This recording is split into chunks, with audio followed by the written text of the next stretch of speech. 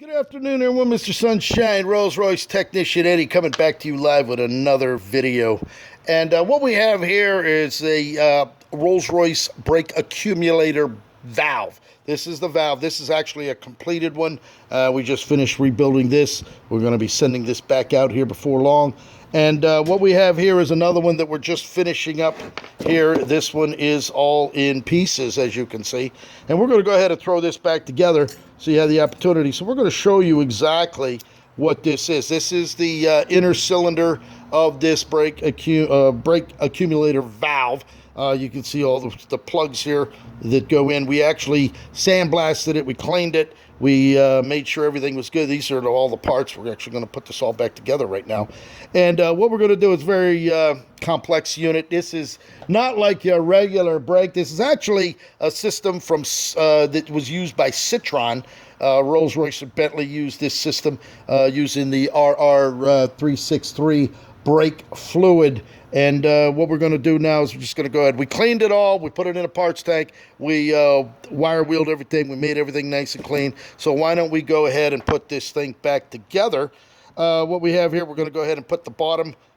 This is the one that holds the spring down in the bottom. And these are the shims. These are shims that go into the bottom there as well. These came out, so we're going to make sure we put those right back in there. And we have 3 of them shims that are going to go in there. So we're going to go ahead and turn this upside down just to get those to lay flat down inside, just like that. Turn it around. There they are. They're laying flat there. We're then going to install the spring. This is the spring that pushes the fluid in and out as your brake accumulator with 1,000 psi of pressure is applied to it. This is the new ball bearing disc. As you can see, there's a ball bearing right there, and the pin from the bobbin sits on that. This is the old style. It has the old style here. As you can see, that it is flattened out. There it is. You can see it at that ball bearing's been flattened out from getting pounded by the pin back and forth so many times. This is a brand new one, and when we rebuild them, we install these in there as well. That goes in there just like that. And now what we're going to do is we're going to set this aside for just a moment, and we're going to go ahead and put the bobbin together. The bobbin, I'm going to leave this right like that so we don't drop it, make it any worse than it already is. Let's set it here somehow, like that. There we go. All right, so this is the bobbin here. We put all brand new O-rings here. We got the O-rings in here in the right proper positions. We made sure all of the holes are clean. We actually cleaned this in the parts tank. And as you can see down there, everything is out of it. This is the pin. This is the pin that sits down in there. It's going to sit down in there just like that. A nice tight fit all the way down, just like that. We're then going to put our this is a little piston in here. That fits down here in the side. We actually had to clean that off. Had a little slight burr on it. That pin pushes in and out with the pressure. So we're actually going to get that set in there just like that. You can see it going down there, right down inside. We're going to use a little pin to push that down.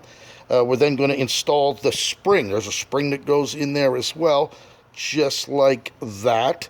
Now, Rolls Royce and Bentley, they used a lot of material here. These screws here are threaded down here. Those are threaded in the event you need to screw down in there to pull this setup assembly out, the bobbin out of the housing. I mean, they thought of everything, no question about it. This is the blank plate. This blank plate sits right down there and like that. Then we have this. This is the disc that slides down in there just as such. And what we're going to do those are all brand new O-rings on there. And what we're going to do now is we're going to go ahead and introduce the bobbin down in there. As you can see, all these holes these are where all the fluid sprays in and out when you apply the pressure. So we're going to actually just slide this bobbin right back down into there. It's a tight fit, just like that. And now it's spring loaded. So now we got spring loaded. What we have to do is we're going to have to compress that in order to get this down on there to get it started. Okay, so the way it is right now, you're not going to be able to get it. So what they did was they actually threaded the centerpiece here. So we got a screw that we stick down in there, and we go ahead and ride this over the top.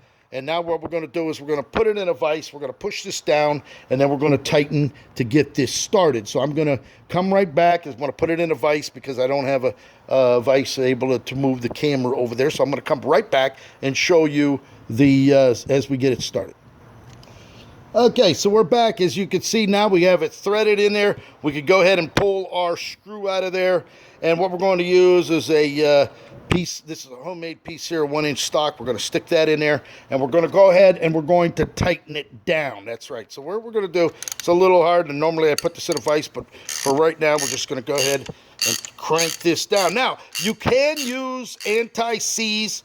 A lot of people recommend putting anti-seize on there. We're not going to be taking this apart anytime soon. Anti-seize makes it easier for disassembly, but for right now, what I'm going to do is I'm just going to stick this in a vise. We have it all the way down, as you can see, just like that. I'm going to come back and we're going to show you the finished product in just a moment. And there it is. We have the screw down in there. It's nice and tight. We torqued it down, and now it's ready to actually go back onto a brake accumulator that we rebuilt. It actually screws right into here. We'll put the O-ring on that, and we will finish that. So now all we have to do, we're going to go ahead and put the plug. These are brand new plugs. These are bleeders. So we're going to just screw the bleeder in loosely. We're not going to have to tighten that up. We put that in like that. Here's another one. We're going to put this down here. This is the bleeder for down here on the lower side, just like this. And when you put the when they ever take the hose lines off, they'll be able to go ahead and just install the line. So we'll just keep the plugs in there as such. This is actually going to go down here, just as such. So we'll just leave those plugs in there. And when it's ready to go back into the automobile, they'll pull these out and use the ones that are there, or just go ahead and connect it up to this. All right, so there it is. You had the opportunity to see that brake accumulator. Here's one here. This has the pressure switch already on. The other one, they took that off of here before they sent it out. So these are two completed units. We're going to ship them back out, and the Rolls Royce will proceed again. Hope you enjoyed the show. Pick up the phone, 561-693-8636. Coming to you live right here, Locksmith Eddy and Rolls Royce Technician Eddy. Thank you for watching.